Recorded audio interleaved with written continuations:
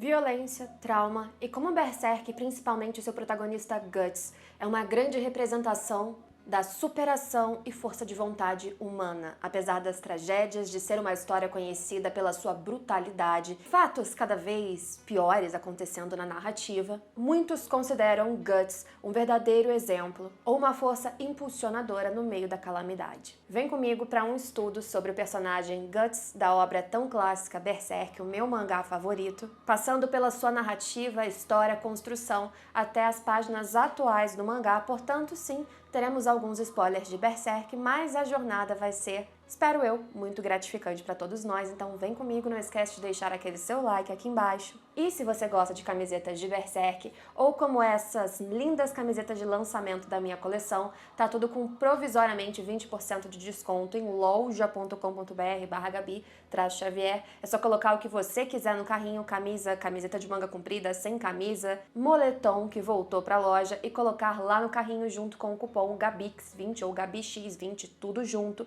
e pronto, vai entrar 20% de desconto. Então depois desse vídeo, clica no link da descrição ou digite loja.com.br/Gabi-Xavier. E eu descobri recentemente que eu tô participando de uma votação na internet de criadores que falam de TV, streaming, cultura pop em geral. Se vocês acharem que eu mereço o voto de vocês, vou deixar o link aqui no comentário fixado para quem achar e para quem puder votar. Os votos podem ser diários. E o meu muito obrigada para quem quiser votar depois. Guts, o personagem que nasceu do meio da morte. Guts nasceu do útero da sua mãe, já falecida. Um corpo enforcado, um bebê que já parecia ser a previsão de uma vida amaldiçoada, e não foi tão diferente disso. Ele foi encontrado por um grupo de mercenários comandados por Gambino e adotado por este mesmo Gambino e a sua esposa.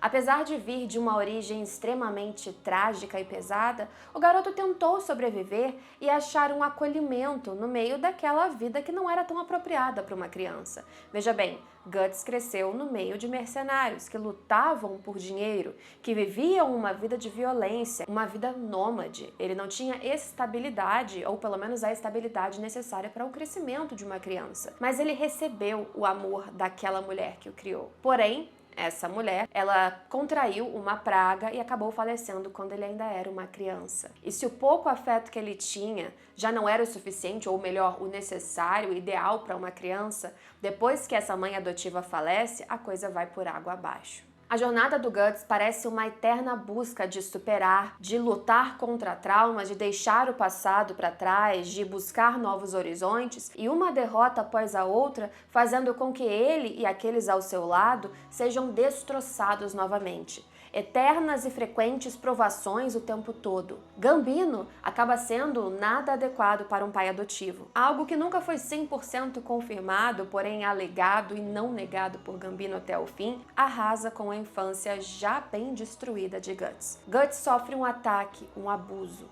Uma pessoa, um homem muito maior que ele, que alegou que ele foi vendido pelo próprio pai. Guts, que já tinha uma espada como um dos seus objetos mais queridos, uma espada muito maior que ele, que não tinha corpo e tamanho para luta, acaba assassinando alguém em defesa. E depois, no meio de um medo misturado com raiva, vingança, impulso, defesa, ele acaba também sendo responsável pela morte do próprio Gambino. E o que poderia ser uma catarse, uma vingança absoluta, uma vontade de dizer, nossa, eu superei e eu agora consegui me livrar daquele que me causou tanto mal, se torna a raiz de mais um trauma. Ele foge e começa a fazer apenas aquilo que ele ligeiramente aprendeu ou que ele viu como toda a sua rotina desde que nasceu. Ele era um mercenário. Um mercenário, entretanto, que não criava vínculos. Um garoto jovem, conhecido pela sua espada sempre muito maior que o seu próprio corpo, com habilidades físicas em luta sensacionais, não vinculado a um grupo específico, não fazendo parte de um exército.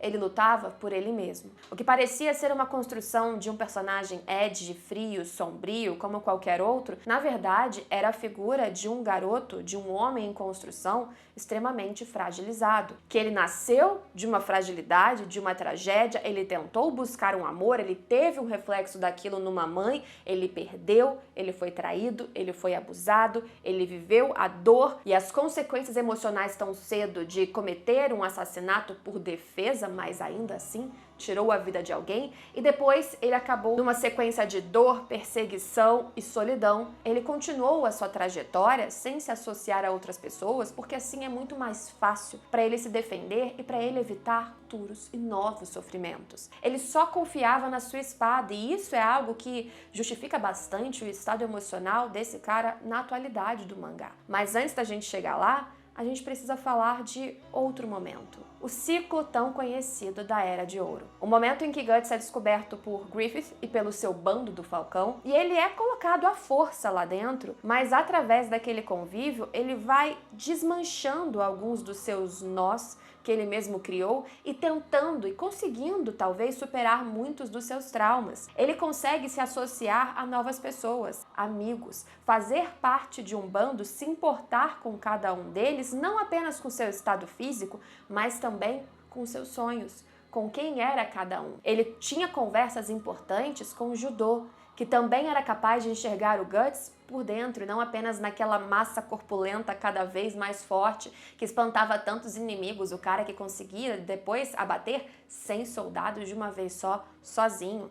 Guts era muito mais que isso, e ele não só se permitiu enxergar os outros, mas também ser enxergado. Ele construiu um vínculo de amizade com todos ao seu redor e também de admiração e crescente para ele, quem sabe também amizade, com o líder daquele bando. Para ele, isso era muita coisa. O garoto que sofreu literalmente desde que nasceu, que foi traído por aquele que deveria ser sua figura de máxima confiança, que viveu sozinho e de repente se permitiu de novo, apesar de todas as feridas, aquele que não conseguia ser tocado, ele se deixou novamente abrir para o mundo, para os outros, e aí ele se expôs. Mas antes disso, ele chegou num patamar que seria muito importante para qualquer um. Ele ouviu Griffith falar para a princesa Charlotte que nenhum daqueles do bando era um amigo dele, porque simplesmente um amigo deveria buscar os próprios sonhos e não lutar pelo dele. Ele excluiu a realidade de que todos ali tinham um sonho sim, que todos lutavam pelo máximo sonho do Griffith, mas cada um tinha o seu desejo, seja um motivo mais trivial ou superficial, como o do Corcus, de ser cada vez mais rico, conhecido, ter mulheres e fama, ou quem sabe simplesmente juntar dinheiro suficiente para, em certo ponto, sair dali e fazer outra coisa. E Guts, ele tinha algum sonho? Ele fazia parte de uma daquelas pequenas chamas que formavam a fogueira dos sonhos, momento inclusive lindo do mangá de Berserk? Não. Ele se abriu para o mundo, ele criou amizades, mas ele não tinha se dado tempo de se descobrir. E é aí que acontece algo muito importante. Guts, pela primeira vez, se escolhe, não como modo de fuga, não como modo de fúria. Ele resolve ir atrás do que lhe faria feliz. O que é o Guts fora de tanta raiva, de tanto machucado, de tanto ódio? O que é o Guts para além dos campos de batalha? E na busca desse sonho, ou o começo dessa jornada de se conhecer, Guts acaba criando um trauma, ou uma dor, um vazio no Griffith, e daí a história. Vem Eclipse, que mais uma vez é só mais um ponto que traz exatamente as mesmas dores e traumas que o Guts já estava acostumado desde cedo. Alguém que ele confiou tanto, o traiu quando ele estava disposto à máxima demonstração de ajuda, acolhimento. E não apenas gerou traumas e problemas para ele, mas dessa vez que ele tinha dado abertura para conhecer tantos outros queridos, o machucado afetou todos eles ao seu redor. Por mais que não fosse algo associado exatamente ao Guts, é sobre outra pessoa que resolveu pelos próprios desejos executar uma ação da mão de Deus, se transformar num dedo, ou seja, era algo que ia muito além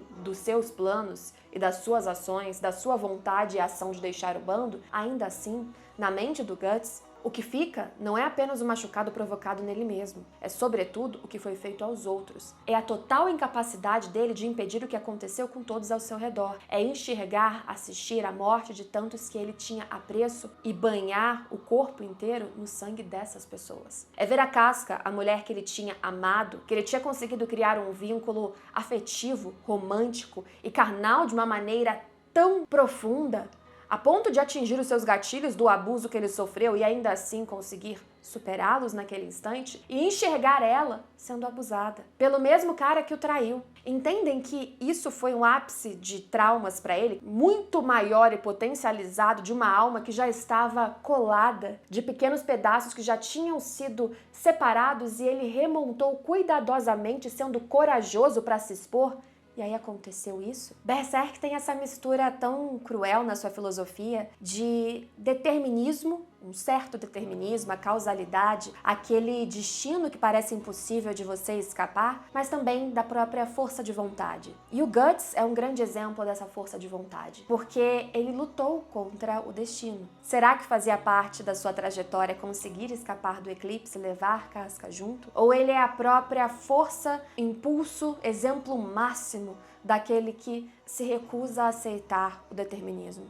Se recusa a aceitar o que parece ter sido imposto a ele desde a nascença. Como o mito grego de Sísifo, aquele que ousou desafiar a própria morte, Hades, foi contra a vontade dos deuses e foi castigado então e ficar eternamente empurrando uma rocha montanha acima para vê-la depois cair tudo novamente, como uma metáfora do esforço inevitável contra o próprio destino. Seria Guts esse mesmo personagem que só empurra a rocha para vê-la cair novamente sem nenhum resultado? Depois do eclipse, Guts entra num torpor de raiva e, de novo, ele se fecha numa concha. Seria muito simples dizermos que ele virou o anti-herói, aquele que simplesmente sai em busca de caçar apóstolos, as figuras demoníacas associadas ao máximo daquele que fez o que fez com ele, com tantos que ele amava, e que nesse caminho de vingança ele se tornou uma figura fria, que acabava com monstros e crianças transformadas em monstros sem ter um grande sofrimento. Mas é tão simples assim? Colocá-lo como um anti-herói? Colocá-lo como uma pessoa que tem maldades dentro de si? Com certeza ele também é isso. Afinal, Guts não é uma figura colocada num patamar de bonzinho ou maldoso de uma forma tão simplória e maniqueísta como em tantas outras histórias. Não, ele é essa figura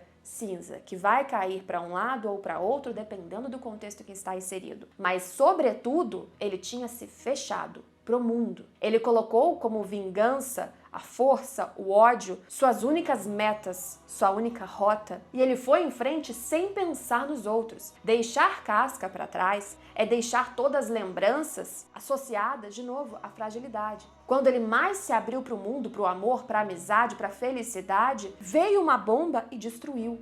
E não foi a primeira vez. Então, de uma maneira meio torta, sair lutando contra monstros não é por si só uma atitude heróica, de certa maneira, mas ele também estava tentando se salvar de maiores sofrimentos e salvar qualquer um do seu lado. É claro que a gente chega no arco da Torre da Convicção, no momento em que a Casca é posta em perigo, e ele é sugado de volta à realidade de entender que não existe mais um momento em que não tem alguém com quem ele se preocupe. E aí ele volta para uma jornada mais humana, de se preocupar mais com quem ele ama do que com os monstros que ele está perseguindo. Sempre, entretanto, puxado nesses dois vértices, da sua besta interior e do caminho do amor, do seu próprio bando que ele foi formando. Farnese, Shirk, Serpico, Isidore e tantos outros que foram formando esse grupo, porque para alguns leitores deixou o Guts mole demais, tranquilo demais. Vocês talvez se esquecendo que esse Guts talvez fosse exatamente o que ele sempre quis ser. Era quem ele tentou ser no Bando do Falcão. Um clima muito mais ameno em que Guts foi realmente feliz. Guts só quer isso, mas ele é um somatório de todas as dores e infelicidades que ele passou e ainda passa durante toda a vida. Entre encontros e desencontros, citações e lembranças de Griffith, apóstolos e sempre o passado e os traumas batendo à sua porta, ele colocou Casca como seu maior objetivo até chegar na Ilha dos Elfos, porque a cada passo mais perto de recuperá-la, era também um passo de tentar resgatar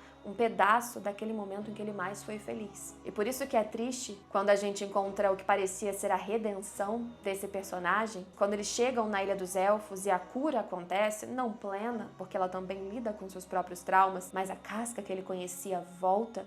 Quando ele tem esperança de viver em felicidade, a gente entra no arco que estamos acompanhando agora, é claro, póstumo, depois da morte de Miura, mas que traz um Guts que gera uma distorção, uma quebra quebra de padrão no protagonista que isso causa um estranhamento no leitor. Vejam que em toda a sua narrativa, Guts foi aquele que superou a seu modo, tentando fugir daquelas séries de fatalidades e desventuras que acompanham sua trajetória, mas sempre seguindo em frente, com forças apoiadas na raiva, no amor, nos dois e uma certa esperança que em todas as trevas parecia sempre existir naquele homem. Seja a esperança de conseguir a vingança ou a esperança de finalmente ser feliz. Mas ele sempre seguiu. E agora no mangá, depois que ele de novo encontra com aquele que é o seu algoz e ele leva a sua máxima figura de esperança, Casca, embora e a sua espada é completamente ineficiente, aí, pela primeira vez, o protagonista do ímpeto humano, da força de seguir em frente, desliga. Guts, como a gente conheceu, não existe mais. Não é a falta de força, de vigor, não é a ausência da sua besta interior agindo para fora de si. É muito mais do que isso. É a completa inexistência dessa perseverança, dessa luta contra o determinismo. É ele aceitando um destino cruel, que a vida lhe impôs desde sempre, mas que parece que chegou num ápice que ele não consegue mais suportar. Eu não sei exatamente qual era o caminho dessa história ou do Guts se fosse escrito exatamente pelo Kentaro Miura, autor dessa história. Teoricamente, o que está acontecendo é, em linhas gerais, pelo menos, o que ele desejou e verbalizou para sua equipe e melhor amigo. Seja como for, aproveitando a história no presente, é um grande marco para o Guts exatamente porque a sua maior característica não é exatamente a força física. A sua maior característica é a vontade de seguir. A sua maior virtude é a força interior. Talvez quebrado, talvez psicologicamente equivocado, sendo grosso, com palavras duras, talvez com um niilismo, uma falta de crença em qualquer coisa, exceto na sua própria espada e na sua própria força física. Ele mesmo não enxergava, talvez, que não era a sua espada que lhe dava o ímpeto de continuar. Se não fosse ele, psicologicamente, impulsionando aquilo contra todas as adversidades, não existiria músculo ou berserker armor ou qualquer coisa que fizesse ele fazer tudo que ele fez até ali. Talvez seja o que falta, inclusive, para o Guts, se tiver alguma esperança dele sair desse redemoinho de desesperança, de depressão. Se isso ainda for acontecer, puder acontecer, talvez a saída seja exatamente ele enxergar a sua verdadeira pulsão de vida, que não é apenas uma espada, não é apenas uma armadura, é muito mais do que isso. Em linhas gerais, esses são alguns dos motivos que fazem pra mim Guts ser um dos, se não o melhor protagonista escrito em todas essas histórias que eu acompanho por aqui, mangás e animes sobretudo. E eu ainda fico curiosa pra saber como será o fim dessa sua jornada no mangá, mesmo sem Kentaro Miura escrevendo ativamente, o que é uma perda sem dúvidas gigante. Ainda é a minha história favorita e eu espero ter espaço e o apoio de vocês para trazer mais análises e comentários sobre essa história aqui no canal. Portanto, se você curtiu esse vídeo, não esqueça de deixar aquele seu like que me ajuda muito. E eu espero vocês em todos os próximos vídeos. Se inscreve no canal para acompanhar eles também. Tchau, tchau!